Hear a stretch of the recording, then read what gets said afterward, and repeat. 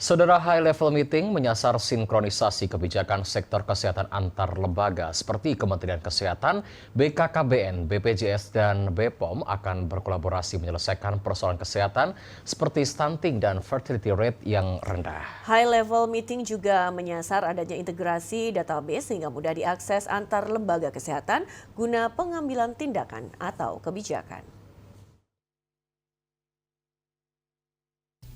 Pertemuan 3 bulanan high level meeting menjadi upaya koordinasi dan sinkronasi kebijakan di sektor kesehatan antara Kementerian Kesehatan, BKKBN, BPJS, dan BPPOM.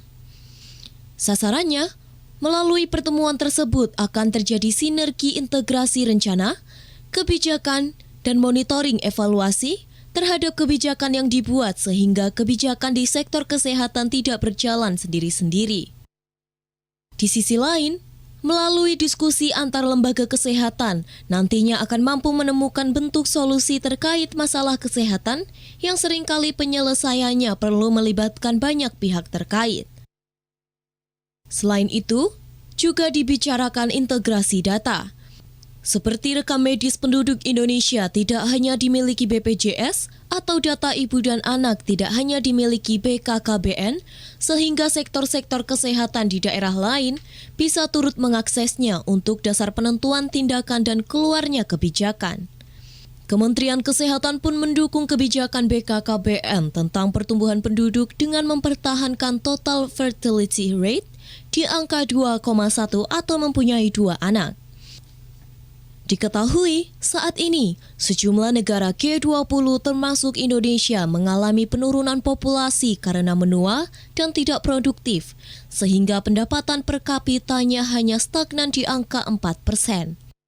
Sejumlah daerah di Indonesia yang mengalami fertility rate di bawah 2 anak yaitu Bali, Jakarta, Yogyakarta, dan lainnya. Jika fertility rate rendah, akan berdampak pada penurunan pertumbuhan ekonomi karena sedikitnya yang bekerja dan berkurangnya populasi penduduk karena lebih banyak usia lansia. Kepala BKKBN, Dr. Hasto mengatakan penyebab sebuah daerah mengalami fertility rate rendah karena tingkat pendidikan yang tinggi dan menikah di atas 22 tahun. Untuk itu, BKKBN akan gencar mengadakan berbagai kegiatan untuk sosialisasi pentingnya wanita menikah pada usia subur 20 hingga 35 tahun. Jika melebihi usia 38 tahun, kesuburan telur perempuan sudah menurun tinggal 10%. Setiap kali kita ada meeting G7, G20, banyak kepala negara sekarang concern karena penduduknya menua, tidak produktif, dan populasinya menurun. Sehingga negaranya nggak bisa tumbuh, GDP-nya tuh nggak bisa tumbuh di atas 4% per tahun. Jadi kalau kita masih mau ngejar supaya kita jadi negara maju, butuh pertumbuhan GDP yang cukup tinggi, nah jumlah usia produktif itu masih perlu tinggi. Dan itu hitung-hitungan beliau, total fertility rate-nya harus 2,1 dan nanti siang kami akan berdiskusi setelah makan siang ini terkait bagaimana untuk masalah keluarga bencana, juga pelayanan terkait yang menunjang tentang stunting, kemudian juga terintegrasi dengan BPJS dan BPOM ini. Jadi saya kira sangat baik pertemuan siang hari ini mengintegrasikan antara kelembagaan dan kementerian yang terkait dengan masalah kesehatan. BKKBN pun melaporkan fenomena bonus demografi Indonesia yang menutup lebih cepat karena sejumlah daerah menurun fertility rate-nya. Jika tidak segera ditindaklanjuti, Indonesia pada tahun 2035 akan memiliki penduduk lebih banyak lansia daripada anak-anak.